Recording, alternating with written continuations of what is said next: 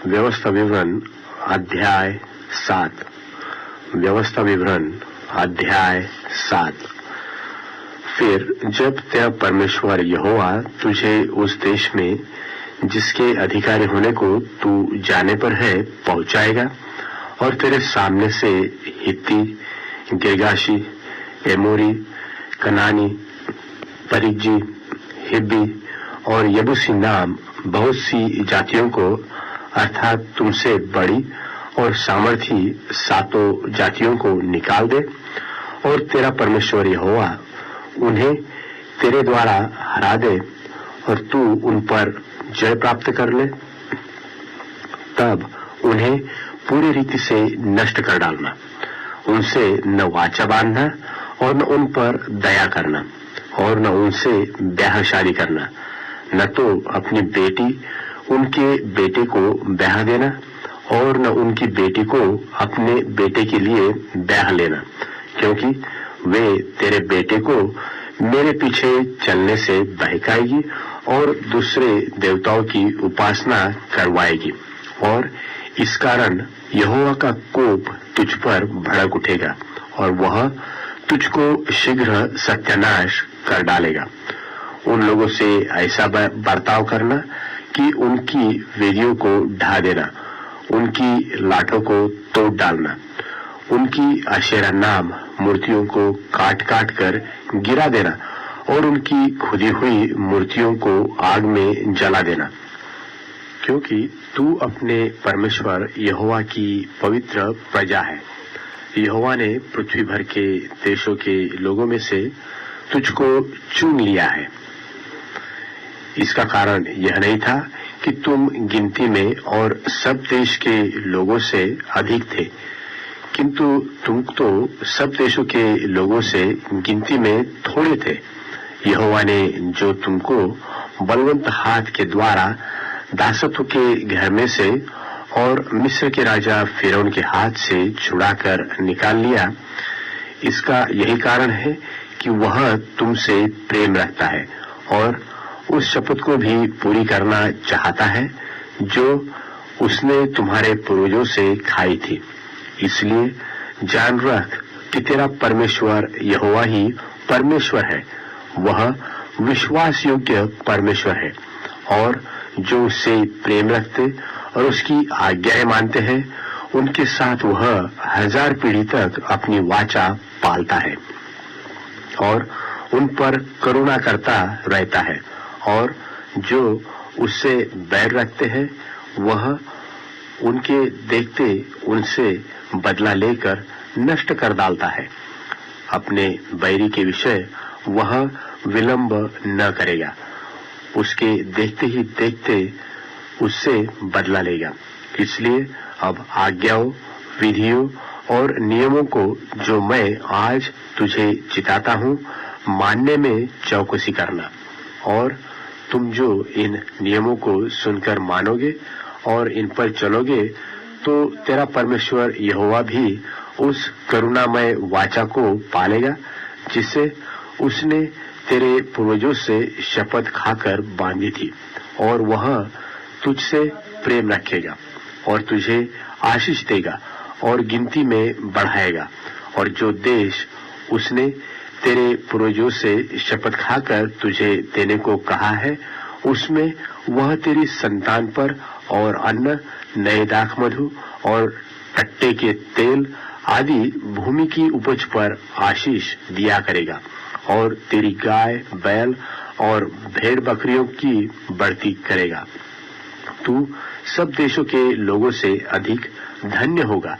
तेरे बीच में न पुरुष न स्त्री निर्वंश होगी और तेरे पशु में भी ऐसा कोई न होगा, और यहोवा तुझसे सब प्रकार के रोग दूर करेगा और मिस्र की बुरी बुरी व्याधियां जिन्हें तू जानता है उनमें से किसी को भी तुझे लगने न देगा। ये सब तेरे बैरियों ही को लगेगी और देश देश के जितने लोगों को तेरा परमेश्वर यहोवा तेरे वश में कर देगा, तू उन सबों को सत्यानाश करना, उन पर तरस की दृष्टि न करना और न उनके देवताओं की उपासना करना, नहीं तो तू फंदे में फंस जाएगा। यदि तू अपने मन में सोचे कि वे जातियां जो मुझसे अधिक है, मैं तो उनको क्योंकर देश से निकाल सकूंगा, तो भी उनसे न डरना। जो कुछ तेरे परमेश्वर यहोवा ने फिरौन से और सारे मिस्र से किया, उसे भली भांति स्मरण रखना। जो बड़े बड़े परीक्षा के काम तूने अपनी आंखों से देखे, और जिन चिन्हों और चमत्कारों और जिस बलवंत हाथ और बढ़ाई हुई भुजा के द्वारा तेरा परमेश्वर यहोवा तुझको निकाल लाया, उनके अनुसार तेरा परमेश्वर यहोवा उन सब लोगों से भी जिनसे तू डरता है करेगा। इससे अधिक तेरा परमेश्वर यहोवा उनके बीच बर्रे भी भेजेगा, यहाँ तक कि उनमें से जो छिपकर बच जाएंगे वे भी तेरे सामने से नाश हो जाएंगे। उनसे भय न खाना, क्योंकि तेरा परमेश्वर यहोवा तेरे बीच में है और वह महान और भययोग्य परमेश्वर है। तेरा परमेश्वर यहोवा उन जातियों को तेरे आगे से धीरे धीरे निकाल देगा, तो तू एकदम से उनका अंत न कर सकेगा।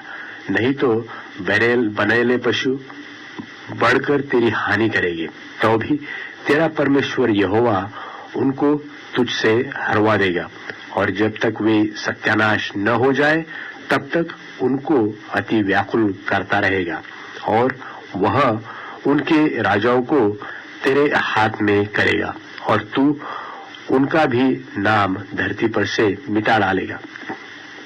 उनमें से कोई भी तेरे सामने खड़ा न रह सकेगा, और अंत में तू उन्हें सत्यानाश कर डालेगा। उनके देवताओं की खुदी हुई मूर्तियां तुम आग में जला देना। जो चांदी व सोना उन पर मड़ा हो, उसका लालच करके न ले लेना, नहीं तो तू उसके कारण फंदे में फंसेगा, क्योंकि ऐसी वस्तुएं तुम्हारे परमेश्वर यहोवा के दृष्टि में घृणित है। और कोई घृणित वस्तु अपने घर में न ले आना, नहीं तो तू भी उनके समान नष्ट हो जाने की वस्तु ठहरेगा। उसे सत्यानाश की वस्तु जानकर उससे घृणा करना और उसे कदापि न चाहना, क्योंकि वह अशुद्ध वस्तु है।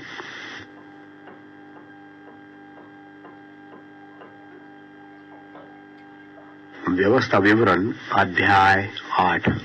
व्यवस्था विवरण अध्याय 8।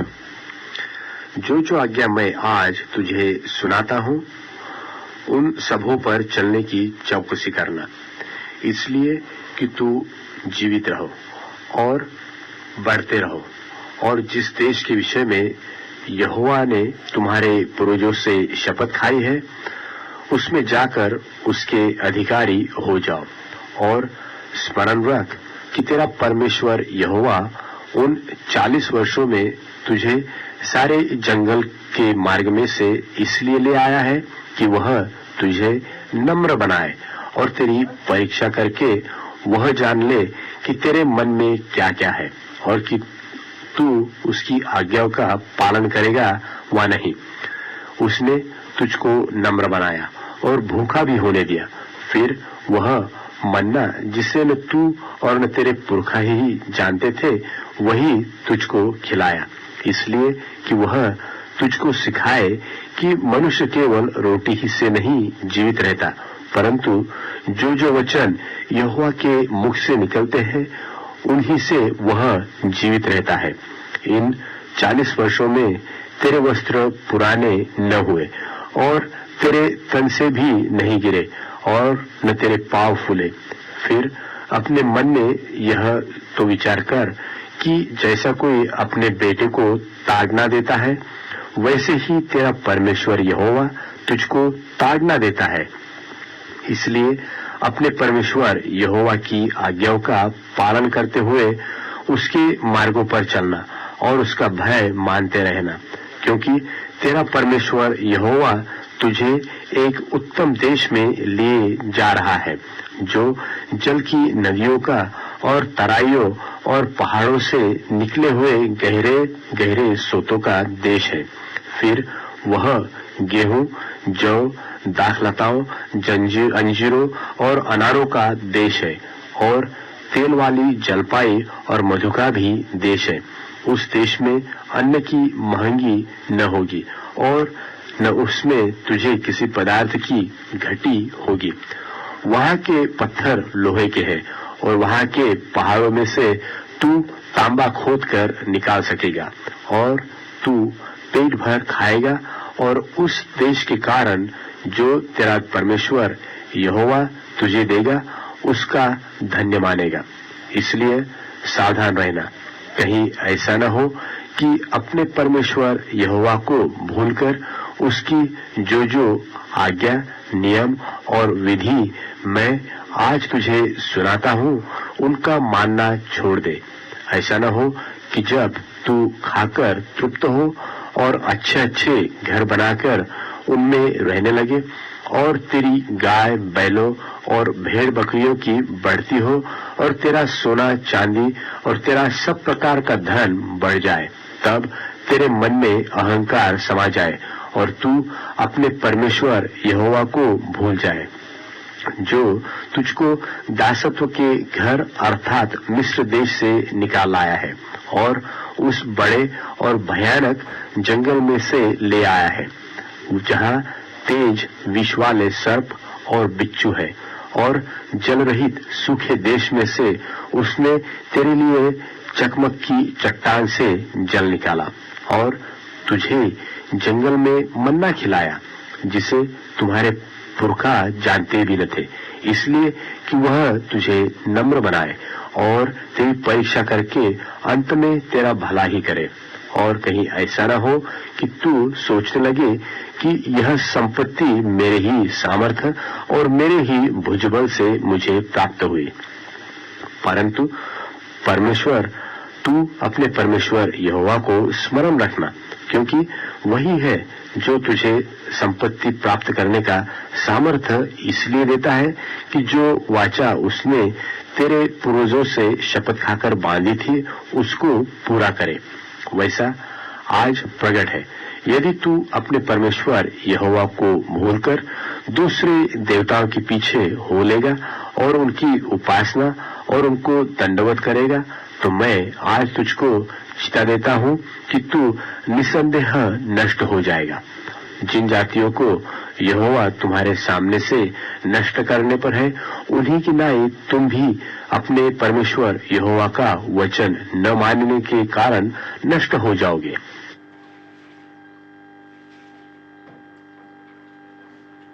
व्यवस्था विवरण अध्याय 9। व्यवस्था विवरण अध्याय 9। हे इस्राएल सुन, आज तू यर्दन पार इसलिए जाने वाला है कि ऐसी जातियों को जो तुझसे बड़ी और सामर्थी है और ऐसे बड़े नगरों को जिनकी शहर पनाह आकाश से बातें करती है अपने अधिकार में ले ले। उनमें बड़े बड़े और लंबे लंबे लोग अर्थात अनाक वंशी रहते हैं, जिनका हाल तू जानता है, और उनके विषय में तूने यह सुना है कि अनाक वंशियों के सामने कौन ठहर सकता है। इसलिए आज तू यह जान ले कि जो तेरे आगे भस्म करने वाली आग की नाई पार जाने वाला है, वह तेरा परमेश्वर यहोवा है, और वह उनका सत्यानाश करेगा और वह उनको तेरे सामने दबा देगा, और तू यहोवा के वचन के अनुसार उनको उस देश से निकालकर शीघ्र ही नष्ट कर डालेगा। जब तेरा परमेश्वर यहोवा उन्हें तेरे सामने से निकाल चुके, तब यह न सोचना कि यहोवा तेरे धर्म के कारण तुझे इस देश का अधिकारी होने को ले आया है, किंतु उन जातियों की दुष्टता ही के कारण यहोवा उनको तेरे सामने से निकालता है।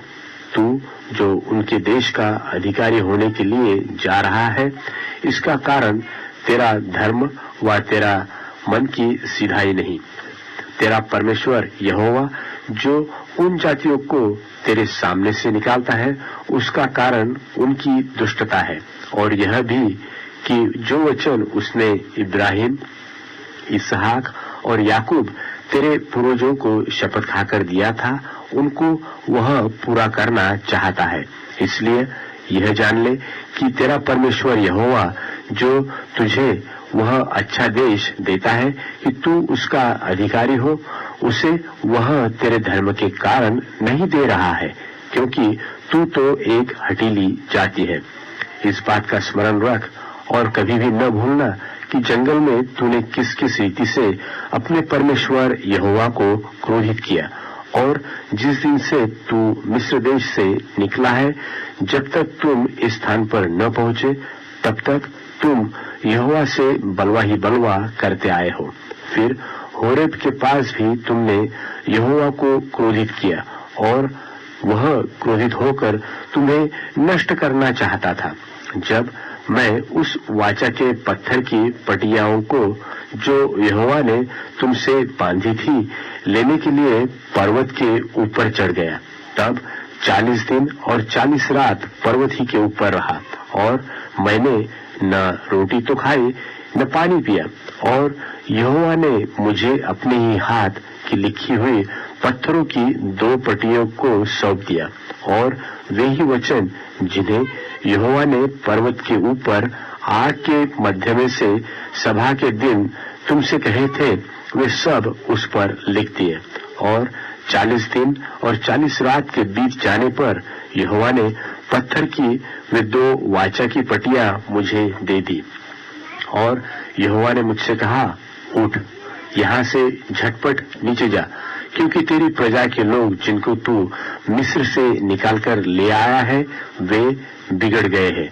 जिस मार्ग पर चलने की आज्ञा मैंने उन्हें दी थी, उसको उन्होंने झटपट छोड़ दिया है, अर्थात उन्होंने तुरंत अपने लिए एक मूर्ति ढाकर बना ली है। फिर यहोवा ने मुझसे यह भी कहा कि मैंने उन लोगों को देख लिया, वे हठीली जाति के लोग हैं। इसलिए अब तुम मुझे मत रोक, ताकि मैं उन्हें नष्ट कर डालूं और धरती के ऊपर से उनका नाम व चिन्ह तक मिटा डालूं। और मैं उससे बढ़कर एक बड़ी और सामर्थी जाति तुझी से उत्पन्न करूंगा। तब मैं उल्टे पैर पर्वत से नीचे उतरा, और पर्वत अग्नि से दहक रहा था, और मेरे दोनों हाथों में वाचा की 2 पटियां थी। और मैंने देखा कि तुमने अपने परमेश्वर यहोवा के विरुद्ध महापाप किया और अपने लिए एक बछड़ा ढाकर बना लिया है, और तुरंत उस मार्ग से जिस पर चलने की आज्ञा यहोवा ने तुमको दी थी, उसको तुमने तज दिया। तब मैंने उन 2 पटियों को अपने दोनों हाथों से लेकर फेंक दिया, और अब तुम्हारी आंखों के सामने उनको तोड़ डाला। तब तुम्हारे उस महापाप के कारण, जिसे करने से तुमने यहोवा की दृष्टि में बुराई की और उसे रिस दिलाई थी, मैं यहोवा के सामने मुंह के बल गिर पड़ा, और पहले की नाई अर्थात 40 दिन और 40 रात तक न तो रोटी खाई और न पानी पिया।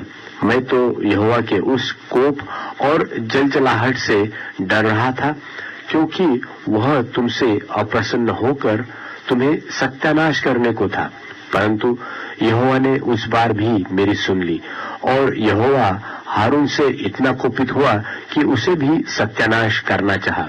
परंतु उसी समय मैंने हारून के लिए भी प्रार्थना की, और मैंने वह बछड़ा जिसे बनाकर तुम पापी हो गए थे लेकर आग में डालकर फूंक दिया, और फिर उसे पीस पीस कर ऐसा चूर चूर कर डाला कि वह धूल की नाई जीर्ण हो गया, और उसकी उस राख को उस नदी में फेंक दिया जो पर्वत से निकलकर नीचे बहती थी। फिर तबेरा और मत्सा और किब्रोत हत्तावा में भी तुमने यहोवा को रिस दिलाई थी।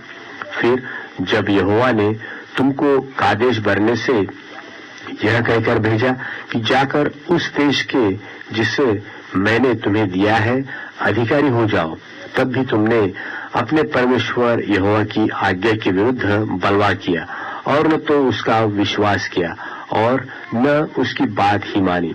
जिस दिन से मैं तुम्हें जानता हूँ, उस दिन से तुम यहोवा से बलवा ही करते आए हो। मैं यहोवा के सामने 40 दिन और 40 रात मुंह के बल पड़ा रहा, क्योंकि यहोवा ने कह दिया था कि वह तुमको सत्यानाश करेगा। और मैंने यहोवा से यह प्रार्थना की कि हे प्रभु यहोवा, अपना प्रजारूपी निज भाग जिसको तूने अपने महान प्रताप से छुड़ा लिया है और जिनको तूने अपने बलवंत हाथ से मिस्र से निकाल लाया है, उन्हें नष्ट न कर। अपने दास इब्राहिम, इसहाक और याकूब को स्मरण कर और इन लोगों की कठोरता और दुष्टता और पाप पर दृष्टि न कर, जिससे ऐसा न हो कि जिस देश से तू हमको निकाल कर ले आया है वहां के लोग कहने लगे कि यहोवा उन्हें उस देश में से जिसके देने का वचन उनको दिया था नहीं पहुंचा सका और उनसे बैर भी रखता था। इसी कारण उसने उन्हें जंगल में निकालकर मार डाला है। ये लोग तेरी प्रजा और निज भाग है, जिनको तूने अपने बड़े सामर्थ्य और बलवंत भुजा के द्वारा निकाल ले आया है।